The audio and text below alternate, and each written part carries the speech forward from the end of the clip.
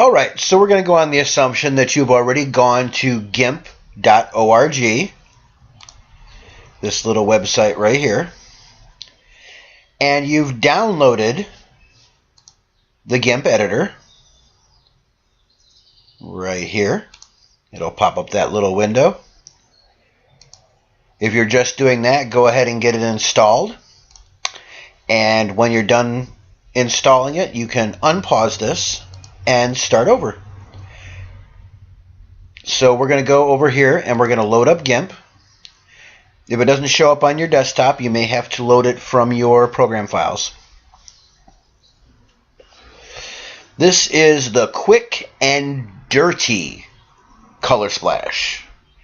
We're going to open our file, and I've uploaded this file so that you could download it and do the same thing either right along with me or later on. When this message comes up, I'm not sure if it'll come up for you guys. If it does, great. If not, just hit keep because you want to keep the color information. So we have our flower here. And as you can see, over here is your layer palette. You have you can stack many different types of layers in here. For this, we're only going to need 2. So first thing we're going to do is we're going to go over here and we're going to click on that, right click on it, and we're going to go to New from Visible. As you can see, it put another layer up here. It called it Visible. And if you make that one invisible by clicking the eye, it doesn't change. You see the same picture underneath it. So what we need to do is we need to make this black and white. Now, this is not the preferred method of doing a black and white, but it's one way you can do it for the quick and dirty version. Once you start playing around with the black and white, which is way beyond the scope of this tutorial, you'll see lots of different things you can do. A lot of people will freak out if you tell them you did this just this way. So, hi baby. Apparently Woodman's is advertising on Pandora now. That's cool. We're going to click that off. I love my wife. Honestly, I do. She's amazing. So anyway, we need to make this black and white. So we're going to go up to Colors, and we're going to go to Saturation. Click that. And you're going to take your saturation all the way down to 0. And as you can see, it goes black and white. So you hit OK there. And now you can see over here you've got one black and white, one color. If you click on the eye again, it gets rid of the black and white and shows the color. So bring your eye back, and then we're just going to come right over here to the eraser tool. Click on that. And we're going to make it a little bigger because mine's really small. That's about 200 according to that. And then all you're going to do is click and start erasing. And as you erase the black and white, the color comes through.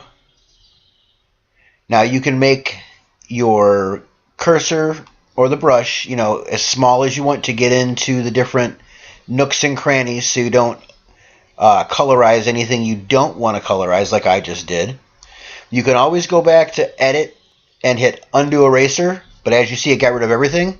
So when you do certain parts of it, like I'm just going to color this all with one click. I'm holding the button down and doing this. Let go. Now if we color over here and say, oh, I colored that, I wasn't supposed to. Now you can go to Edit, Undo Eraser, and it just erases that second part.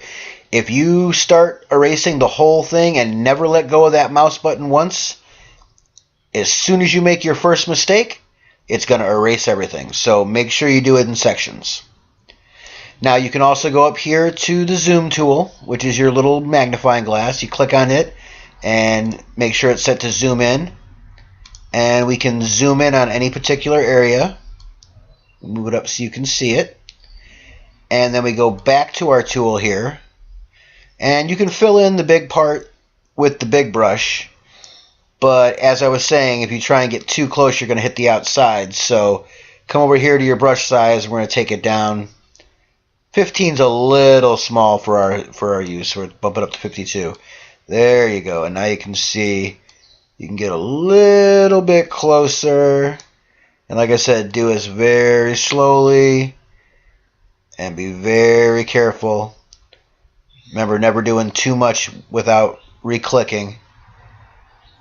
But you can get every little piece, and then just go through and keep erasing your image until you've erased all the black and white out of it that you want to. And then you can always move around, hit your thing again, zoom out, click, and it'll make it back to the size you want. We gotta make it a little bigger though, so you can't really see it. So that's back to the screen. Then once you've got everything on here the way you want it, you go to File and down to Export As, and we're going to go here and we're going to scroll down to JPEG. Where is it? There it is. JPEG is the one you want to use for this. There's other image types you can save to, but if you're going to post it online, JPEG is usually the best one to go with. So you click that, and we're going to call it Splash Color. If I can spell. Splashcolor.jpg. Hit Export, and it's going to ask you what quality you want. We always want to go with the highest quality, so make sure it's at 100%. Hit Export, and it disappears, and you're done. Now you can just go and find your image. Say if we'll close this one, you can still see over here, you can still see all the you got the 2 layers. So we're going to,